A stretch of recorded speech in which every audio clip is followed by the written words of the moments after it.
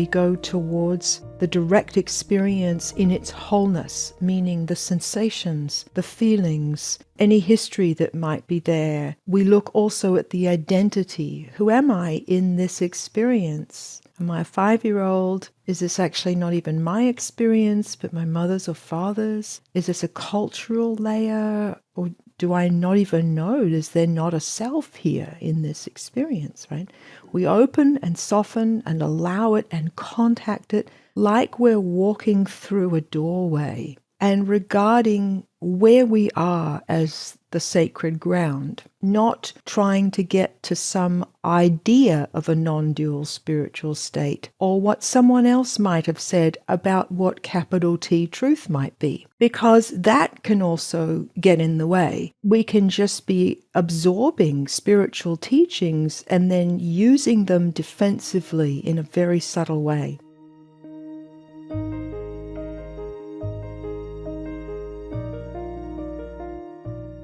Welcome to Letting Go and the Greatest Secret, where we explore the end of your suffering and the beginning of lasting happiness.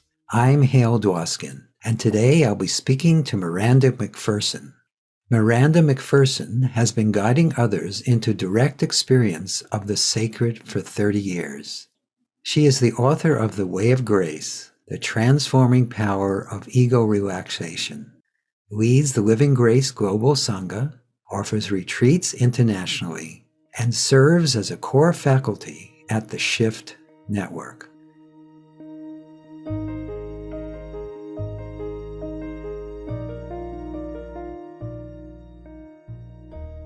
In your experience, what is it that we're all looking for? Well, I would say that we're all looking for authentic peace and happiness and freedom and wholeness. And the good news is that fundamentally those qualities are what we really are. So the work of spiritual awakening, whatever path it is true for you to walk it, is really about uncovering these beautiful qualities that typically we're all seeking for externally, but they're not to be found in external things and circumstances. They are naturally sewn into the fabric of who and what we are. Yes. I agree wholeheartedly. And isn't it also just the seeking itself that is often obscuring our basic nature? Yeah, I would say that the ego's primary motto, not just your or my ego, but, all of our egos are fundamentally the same ego. The motto of the ego is seek but do not find. Right. Because to find what you're looking for ends the game. Yes. Of the externalization of the goal. Yes. And it ends the remembrance. So we need to actually realize that it depends on what level we're looking at things. In the beginning stages of our path, we do need to exert some effort and roll up our sleeves and get to work and look at things, and the spiritual path does actually require that. But at the same time, it's all about surrender, relaxation, letting go. And sometimes that means letting go of the search to get enlightened or to become some idealized version or fulfill some ideal that's actually really in your head. Yes, totally. Right. And that relaxation can be quite spontaneous, because that's what's natural too. The contraction called me, isn't that just a phantom? Yeah, well, I would say that if we look at what is ego, this thing that we're all trying to get past on the spiritual path, on one level you could look at the ego as just layers upon layers upon layers of contraction. Yes. Right? Around a concept, I'm separate. I'm separate from God or the source. I'm separate from you. I'm separate from nature. And of course, all spiritual paths are trying to help us relax out of that construct in various different ways. And it's a construct ultimately. Yes. And so I like to use the term ego relaxation, because I think that for too long, spiritual teachings have been given through only a masculine lens up until very Yes. Oh, recently. very. And I think, the shadow of the masculine, and I think it's fair to say maybe you might feel differently, though I'd like to hear what you think, but I think the shadow aspect of the masculine is this sort of going at it, the kind of macho approach. And when we go at spiritual awakening with that kind of approach, when it comes to how do we move beyond the constraints and concerns of our limiting ego and its patterns, we can very easily aggress upon ourselves in the name of awakening. And I think that actually builds a bigger ego and creates a battle that isn't necessary. Oh, I totally agree. And so the feminine approach that I like to share with people is, think of it this way. Notice what happens when the warmth of the spring sunshine just touches the ice pack in the mountains. It starts to melt it. It turns a substance that is originally hard, opaque, fixed, dense, and it transforms it back into fluidity and transparency and flow and freedom with something that is so natural and so gentle. Yes. Contacting those fixated, hurt, bound up, confused, separated places in ourselves with just this unconditional, loving presence. Yes. The transformation happens actually very efficiently and with a lot more compassion for our humanity along the way. Yes, yes. I call that practice ego relaxation. I like that. I like that. I like both the term and the way you're describing it, because I believe ultimately it is that unfolding is quite natural. The more we push it, the more we effort at it, the more we struggle at it, the more we're just reinforcing the very thing we think we're trying to get rid of. Right. And then it creates a lot of frustration too. And often, lack of kindness for just the wild ride of being a human being, and the fact that we can't help but create an ego structure. And even though we all feel frustrated with ourselves sometimes when we hit upon dense patterns where we get reactive or scared or controlling, or, we behave in ways that we don't want to behave, and those are all part and parcel of doing the work, facing those things. Mm-hmm. But the way we face them, the way we work with them, can be a lot kinder. And actually, what I have found is that the surrender happens, it's really a non-doing. Yes. It's paradoxical, but when the authentic letting go takes place, what it actually feels like is that you're not doing anything at all. Yes, yes.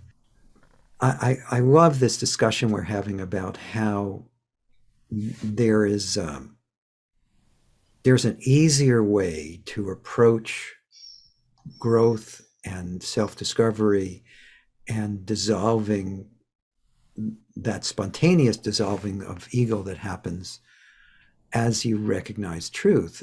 It's not something that needs to be forced. It's something that's natural. It's something that, as we just allow it to unfold, it does itself more and more. Yeah, but there's a lot that we can learn that lets the process, my language for it would be to become more graceful. Oh, absolutely. Right? That the process of transformation and awakening that isn't bypassed, that is in and through the various obstacles and issues and what's classically called vasanas, obscuring tendencies, the process can be more graceful as well as more efficient, and the result can be that we become more deeply embodied in our realization. We become the living embodiment of grace. Right. Yeah. So I'm a very practical person. I think this also comes with the feminine approach to awakening, but it might also have something to do with the fact that I'm Australian, and we Aussies are very down-to-earth, rubber meets road people. I've spent 3 decades of my life now really working deeply with people, in the interface of their deepest suffering and their most sincere desire to wake up. So I'm really interested in what actually works to help to allow the grace and the surrender to happen, and along the way for the suffering that we find ourselves with to be transformed into wisdom. So this ego relaxation that I'm talking about isn't a conceptual up and over. It's learning how to go towards our immediate direct experience. Whether that experience happens to be an ego experience like a wave of anger, or whether that happens to be something like grief or anxiety, or whether it's something a lot more subtle like a new gate to a realm of consciousness we don't yet fully understand is sort of beginning to open, the practice is the same. We go towards the direct experience in its wholeness, meaning the sensations, the feelings, any history that might be there. We look also at the identity. Who is this? Who am I in this experience? Am I a 5-year-old? Is this actually not even my experience, but my mother's or father's? Is this a cultural layer? Or do I not even know? Is there not a self here in this experience, right? Mm-hmm. We open and soften and allow it and contact it like we're walking through a doorway and regarding where we are as the sacred ground, not trying to get to some idea of a non-dual spiritual state or what someone else might have said about what capital T truth might be. Right. Because that can also get in the way. Big time. We can just be absorbing spiritual teachings and then using them defensively in a very subtle way. I see this all the time. Yes, me too. So I'm pretty rigorous with the people that work with me about keeping it real, being where you are, and trusting that right where you are, the divine has circled on a map with you saying, enter here. Right. Right. Open to the grace and the gift that is right here inherent within this direct experience. And every time what I have found, it never ceases to amaze me, is that when I surrender in and through my direct experience, relaxing opinion, judgment, whether it's good, bad, spiritual or not, all that nonsense, things open up and more grace and essence emerges. And it reminds me so beautifully this process that my Satguru, who was Ramana Maharshi, he said that grace is always present. Yes. That we think of it as something high in the sky that has to descend. But he said, really, it's inside you, in your heart. And the moment you merge the mind back into its source, or in other words, you let the mind drop into the heart, grace rushes forth, sprouting as if a spring from within you.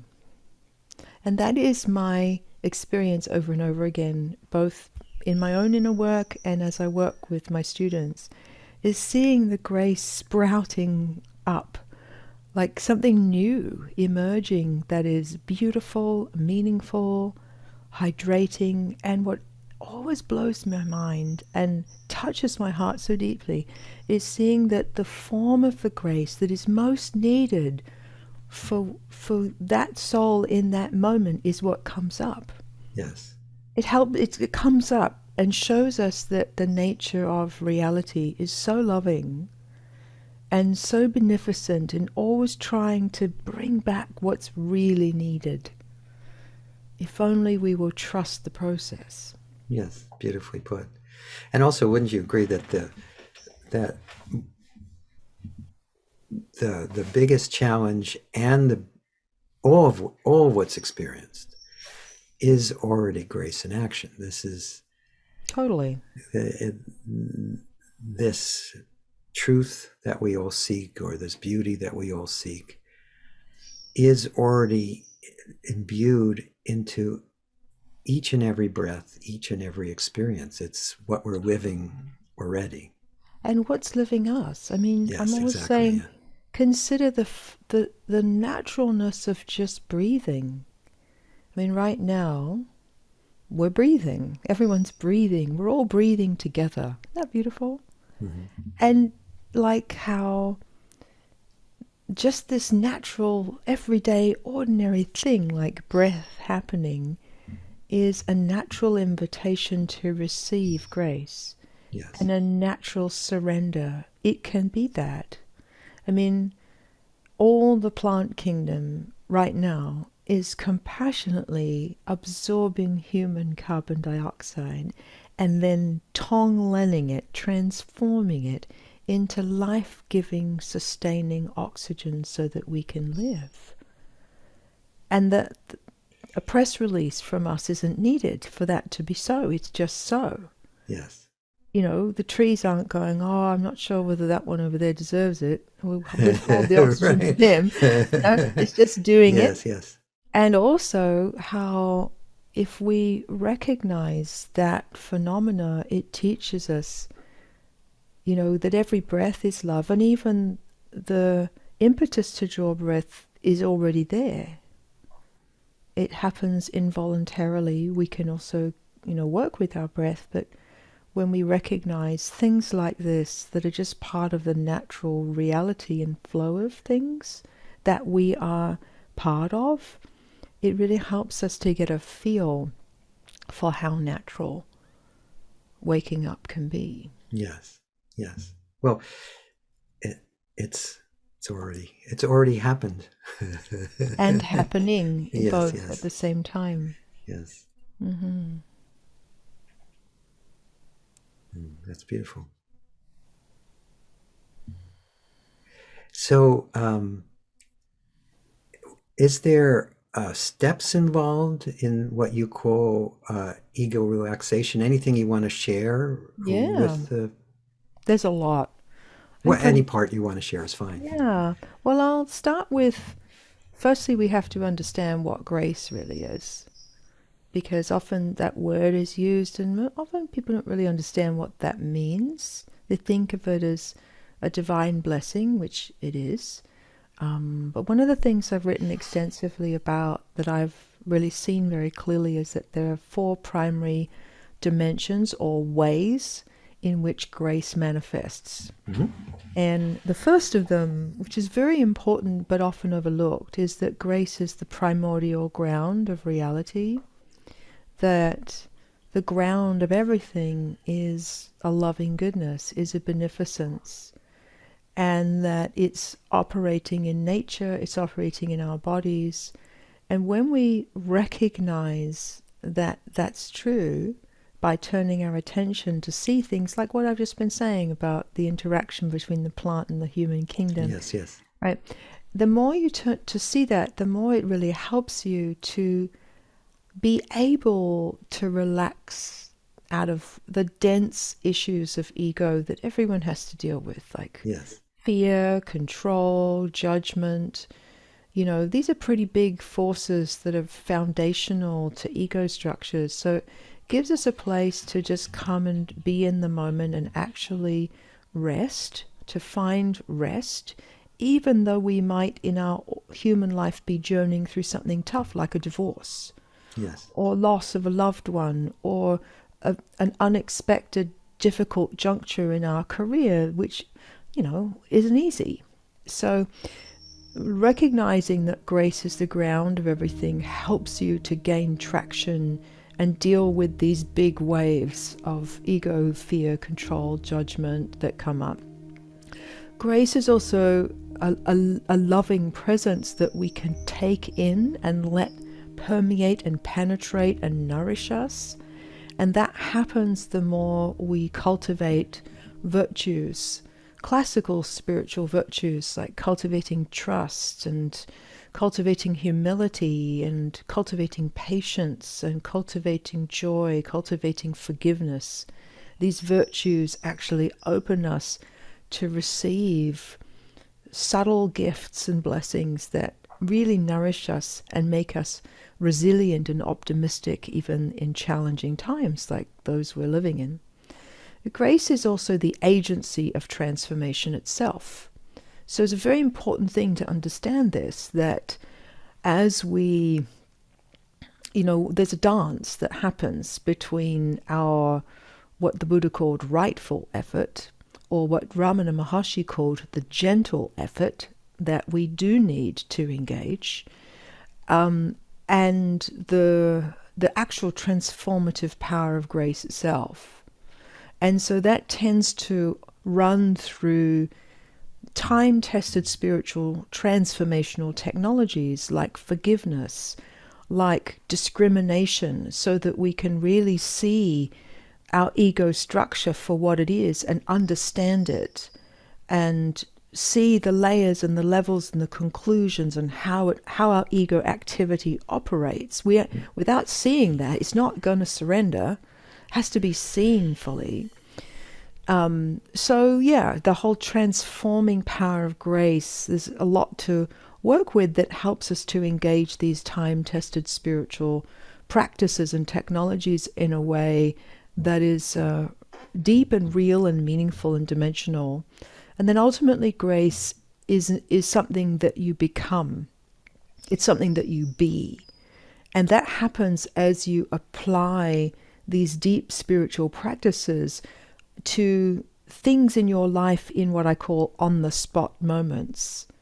Like you can come out of meditation, but then what happens next as you go to your desk and you open up your emails? Do you contract back into your ego structure in order to communicate and write emails? Do you forget everything that happened on the chair, on the cushion, and contract back into thinking you're the one who's doing everything?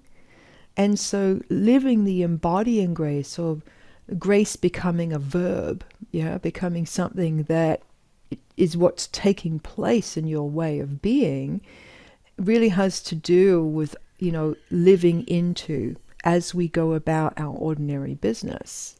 So there's a lot to it. So there's quite a big map. And so for the practices, what I teach, has three aspects. It's a trinity of meditation, and I teach very specific meditations that help us open to all those four dimensions of grace.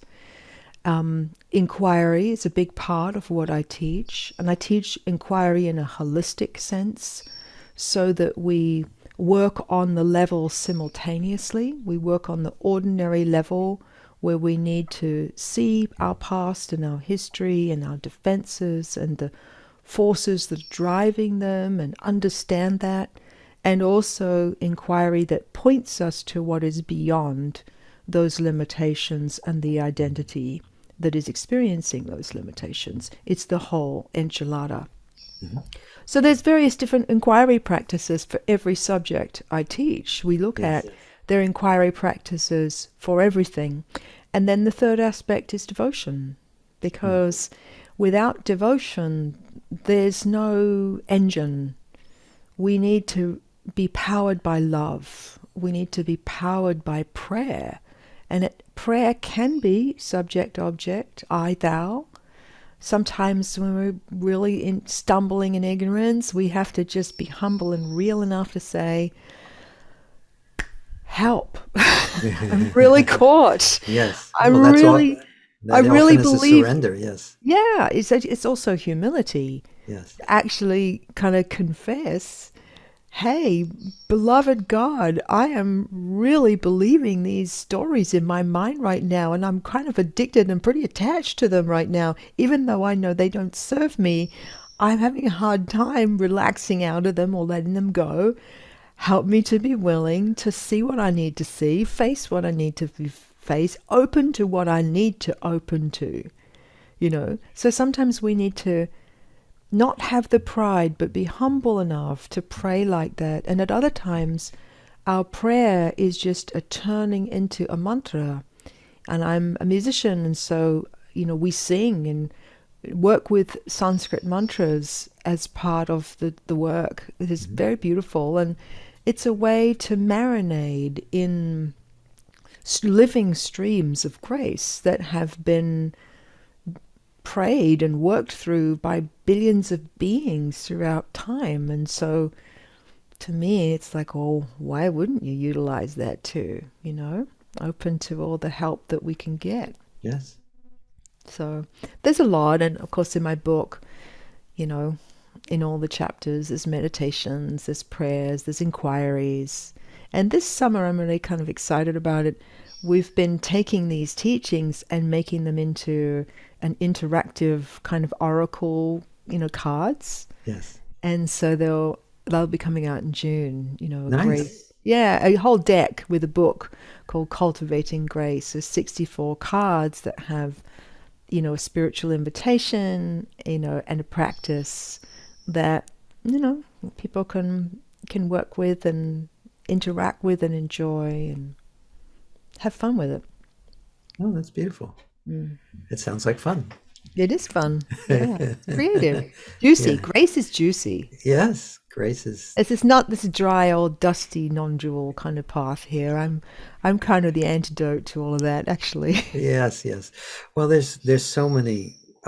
There is a lot of that dryness, but I discovered from my own direct personal experience very early on that unless there's a balance of love and wisdom, they really merge into each other.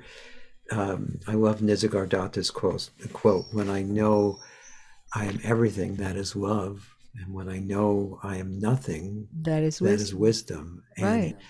That's been something that's been a living part of what manifests here for decades. Yeah. And it's very much in the way we teach too.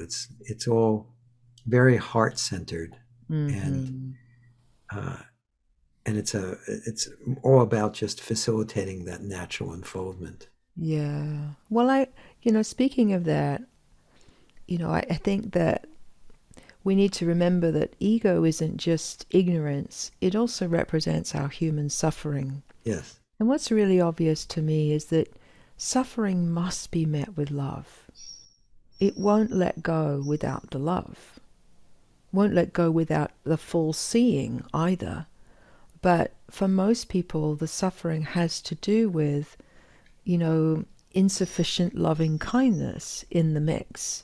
And that had a lot to do with the constellation of these very tricky patterns and defenses, had a lot to do with disconnection from unconditional love. Yes. So it's obvious to me, and it takes a lot of love to look at things we need to look at that aren't easy to look at.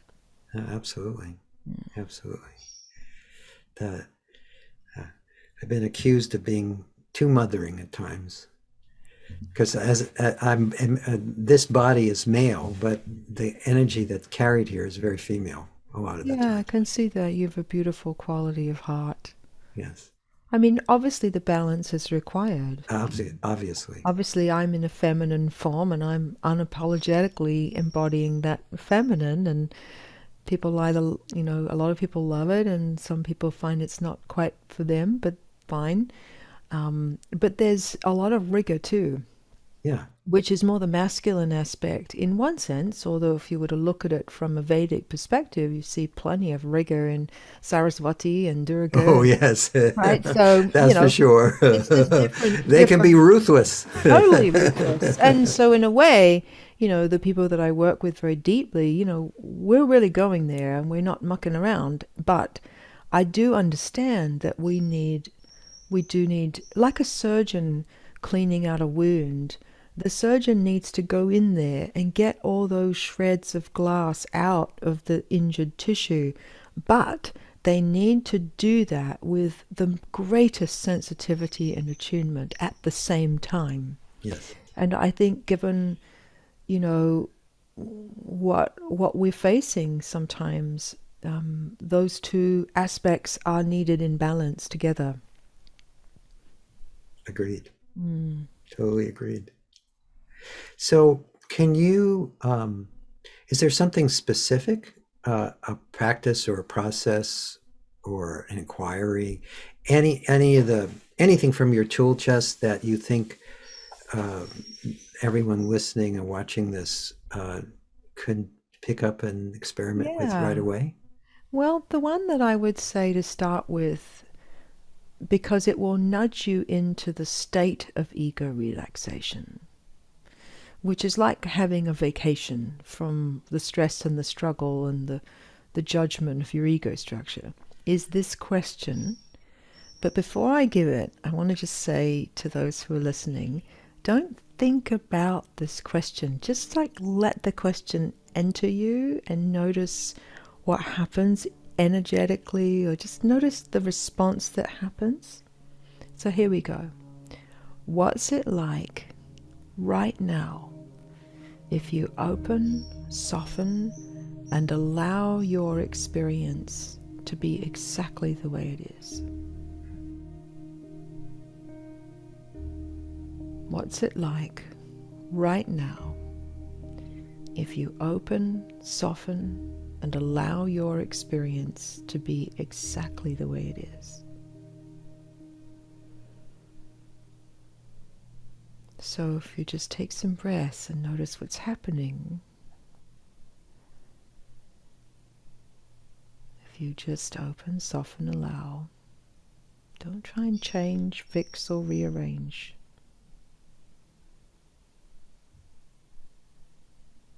Letting your experience to be exactly as it is. So you might notice, if you just stay with this opening, softening, allowing your experience to be exactly as it is, you might notice there's relaxation starting to happen. You might even feel that in your body and your breath.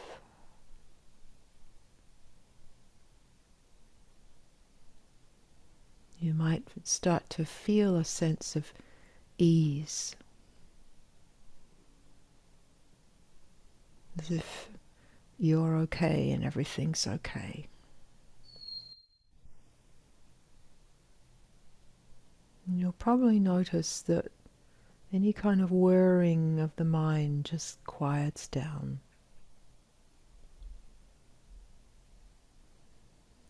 So I would encourage you to put a timer on 30 minutes. And for 2 minutes on half-hourly intervals, just stop and just be with that question. What's it like right now if I open, soften, and allow my experience to be exactly as it is? And this will help to restore you to the original factory setting. Right.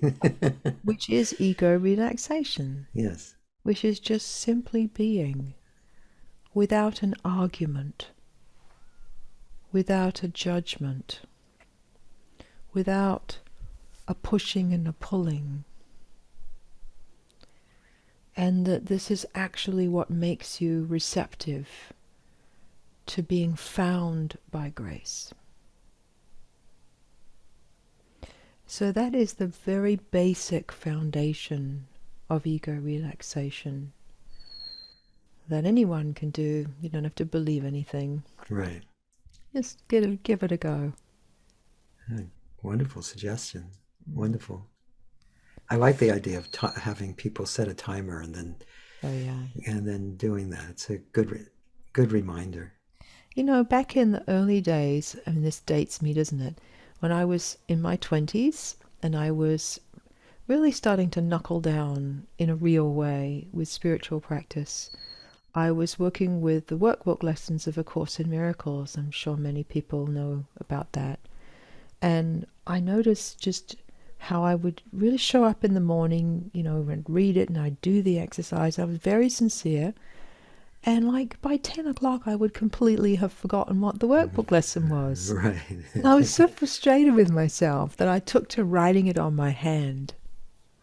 And of course, over the day, you know, the pen ink started to disappear. It's like, but there was something about that that was an embodiment of, I want to remember. I want to stay with this throughout my day and apply it, which was what was being asked. Yes. And so it helped to forge a real devotion, which is why I emphasize devotion as well, because we have to want it and value it from our heart. It has to matter to us, or we won't have the motivation to stay with it and engage it and apply it to everything that's going on. But now we don't have to write it on our hand. We've got these devices and we can use Right. them for helpful purposes. Yes, yes. We can turn off all the unnecessary little pings and yet use it judiciously. Find a beautiful ringtone, maybe a mantra as a ringtone or something, so that, what it is that reminds us, take a moment to just rest and be. Is not something that triggers, it's something that triggers, yeah, I want to. That's great. Thank you. Thank you for sharing that. It's very much one of our core principles too. We have just a simple term for that, which we call welcoming. Beautiful. And of course, it has many synonyms, all of which you used in that process. That's beautiful, beautiful. And I love this again. It's a suggestion. Anytime you remind yourself to stay engaged on a regular basis, especially in the beginning, it's so helpful. It's so helpful. Well, not only is it helpful to us, but I believe that it's a gift to our world too. Because we are all transmitting our quality of consciousness all of the time, and everyone is being affected by what is being transmitted. And the transmission is coming from where we abide. It's not necessarily coming from what we say and do, although that matters too, but it's our quality of abiding that will transmit itself in the field of our relating and our presence. And if more of us could be transmitting from our depth, this world would be a different place. Yes.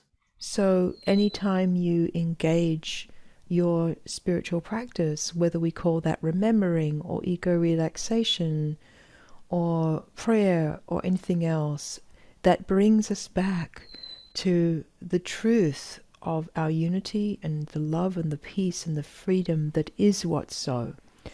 And we become one with that again. We rest in that. It's not only supportive of our peace of mind, it's giving off a beautiful fragrance rather than a bad smell. Right. Yes. I wholeheartedly agree. We could use just a touch of that right now. Oh, yeah, definitely. Yeah.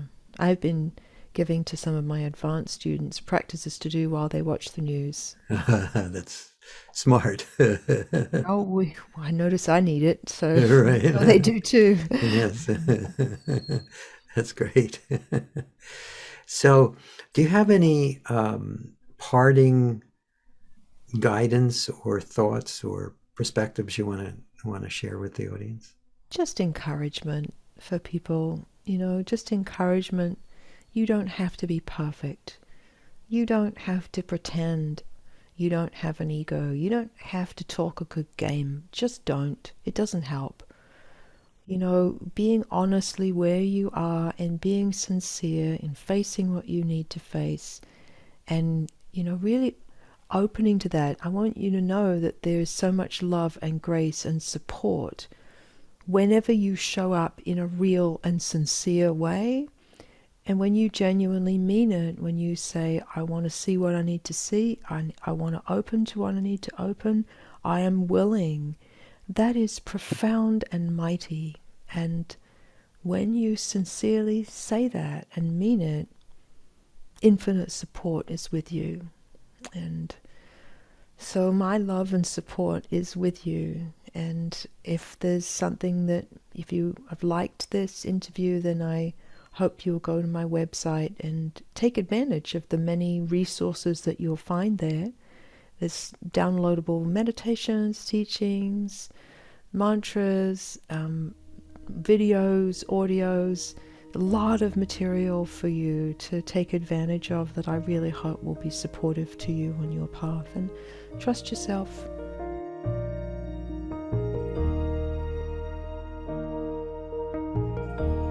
I hope you enjoyed our conversation with Miranda Macpherson.